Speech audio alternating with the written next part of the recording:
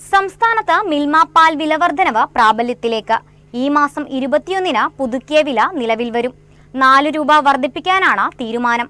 ബുധനാഴ്ച ചേരുന്ന director board യോഗം വില വർധനവിന് അംഗീകാരം നൽകും.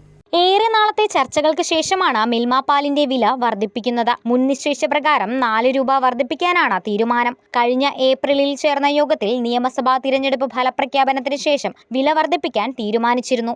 പുതുക്കിയ വില വർധന പ്രകാരമുള്ള തുകയിൽ 83.75% വിഹിതവും ക്ഷീരകർഷകർക്ക് ലഭിക്കും. 6.25% വീതം സൊസൈറ്റികൾക്കും ഡീലർമാർക്കും നൽകും. 2.5% മിൽമയ്ക്കും 0.75% ക്ഷേമനിധിയിലേക്ക് മാറ്റിവെക്കും. 0.5% പ്ലാസ്റ്റിക് നീക്കം ചെയ്യൽ പ്രക്രിയകൾക്കും നൽകാനാണ് തീരുമാനം. കർഷകന് 3.33 രൂപ ലഭിക്കുന്ന രീതിയിലാണ് വർധനവ് തീരുമാനിച്ചിരിക്കുന്നത്. കഴിഞ്ഞ വർഷം ഓഗസ്റ്റിലാണ് വില വർദ്ധിപ്പിക്കൽ നടപടികളിലേക്ക് മിൽമ കടക്കുന്നത്.